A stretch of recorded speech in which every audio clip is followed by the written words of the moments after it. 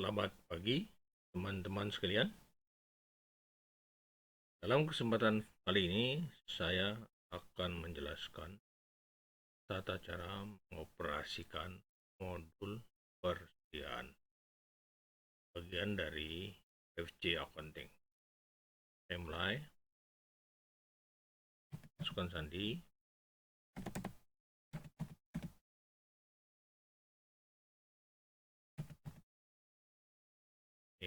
Ini menu pembukaan ya, kemudian akun. Ini menu utama.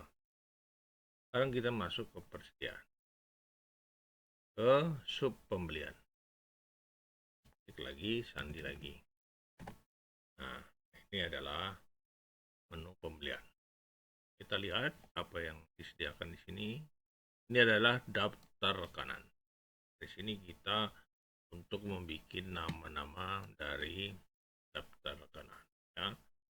Contoh, ini udah ada distributor komputer ini. Misalnya saya mau ubah. Ini adalah ubah PT Dell misalnya ya, Dell komputer.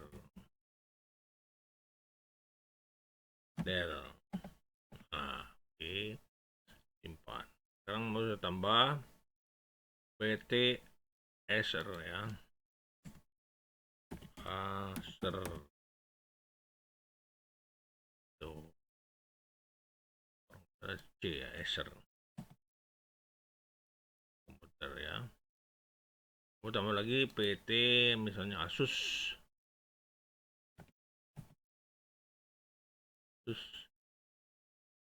Nah,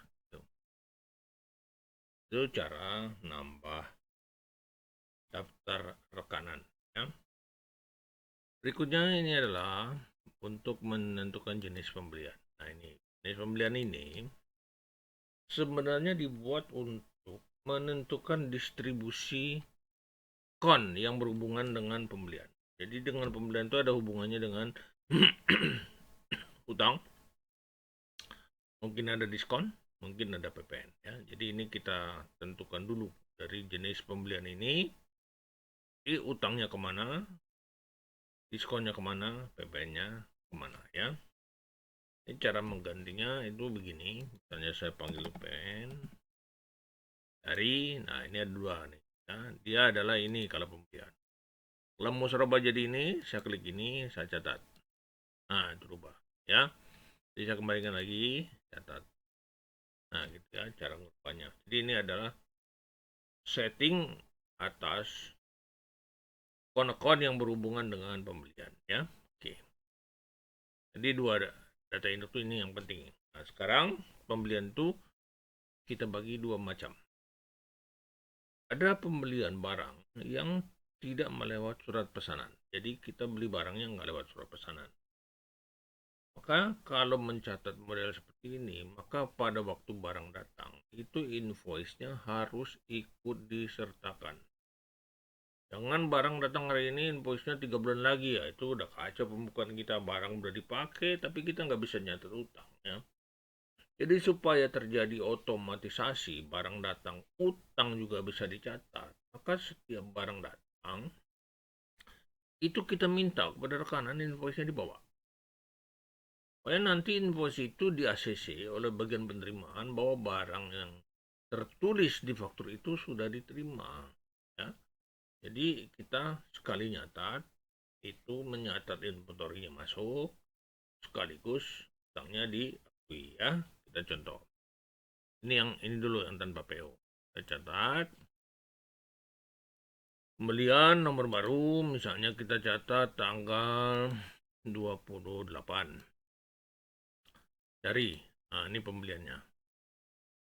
Kita beli dari siapa? Nah, ini misalnya saya beli dari Acer ya, Acer. Nah, ini nomor faktur mereka. Kalau ini kita ganti sesuai dengan nomor faktur mereka. Kalau enggak ya kita bikin seperti ini juga nggak apa-apa. Ini default namanya. Oke, jatuh temponya masih tanggal yang sama. Yang kita belilah Acer ya, kita ketik aja. Acer ya. Oke, cari. Nah, itu Acer ya. Ini ada yang notebook, ini ada yang desktop ya. Nah, kita pilih yang ini misalnya. Kita beli 5. ya. Kemudian harganya misalnya 10 juta. Hitung. Simpan. Nah, itu ya. Cara mencatat pembelian tanpa PO, ya. Oke, kita lihat apa jurnalnya. Ini otomatis. Jurnalnya adalah ini persediaan 50 juta dan hutang usaha kepada PT Eser 50 juta. Ini dengan asumsi tidak ada PPN, ya. Kalau ada PPN gimana caranya? Ya ini misalnya kita kasih PPN, ini ubah aja. Ubah. Misalnya PPN-nya 11% gitu ya. 11%. Hitung ulang, simpan. Nah gitu. Ini kalau kita lihat lagi jurnalnya langsung berubah. Nah, jadi seperti itu, ya. Kerjaan komputernya tetap nilainya sekian, tapi sekarang ada PPN. Ya, PPN uang muka pajak itu, uang muka pajaknya PPN 5.500.000 karena 11%, jadi utangnya adalah sekian ya, karena kita pungut pajak. Kalau nggak ada ya tadi pajaknya kita hapus saja, ya. Kita ubah pajak ini kita hilangin, ya. Oh, hitung dia kembali ke 50 juta. Kalau ada diskon di sini, misalnya diskon 10%, ya. Hitung, simpan. Otomatis jurnalnya pun berubah. Tuh, jadi sekarang komputer itu memang harganya tetap sekian. Namun utang kita kepada rekanannya hanya 4,5 karena dia memberikan potongan pembelian, ya. Jadi harga barangnya tetap, namun utang kita yang kurang, ya. Itu ya. Sekarang saya contohnya tetap kembali ke, saya anggap ini nggak ada, ya. Tidak ada diskon, tidak ada PPN, ya. Kita bikin nol aja, hitung, simpan. Nah itu, ya. Mencatat pembelian barang tanpa PO. Nah, kalau pakai PO gimana? Kalau PO, berarti kita harus bikin PO-nya dulu. Nah, bikin surat pesanan dulu. Nomor, misalnya surat pesanannya dibikin tanggal 25. Kepada pembelian nih, ya. Tadi kita Acer, sekarang kita yang Asus nih, Asus. Nah, kalendernya, jatuh temponya tanggal yang sama. Kita cari Asus. Asus gitu ya. Nah, ini yang kalau nggak salah ini notebook, ini adalah yang desktop, ya. Saya pilih misalnya yang ini nih, yang kodenya 001 aja, ya. Kita beli 3 misalnya, harganya ini 12.500. Hitung. 37, simpan. Nah, gitu. Coba saya cek. Ada jurnalnya nggak? Nggak ada, karena ini baru bikin surat pesanan, ya. Jadi surat pesanan itu belum berpengaruh kepada konting, ya. Baru pesan. Ini yang ada sih, tuh surat pesanannya yang ada.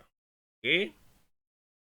Nah, kalau nanti barang ini diterima, ya, karena ada PO-nya, maka penerimanya bukan di sini, tapi di sini, ya.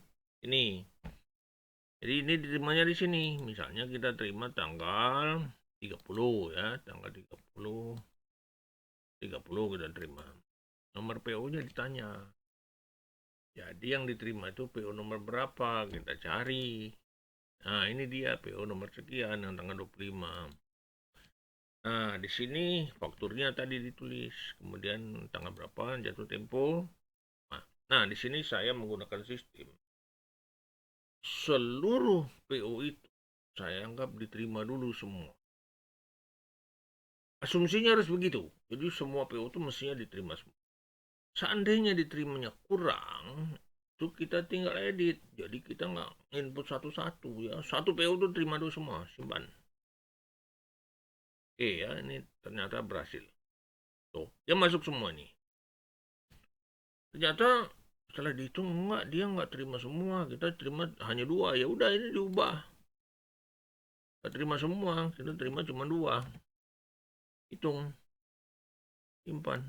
Nah, jadinya seperti itu. Walaupun PO-nya 3, mungkin saya terimanya cuma 2. Atau sekarang terimanya 2. besok dia ngirim satu lagi, ya ubah lagi, ya.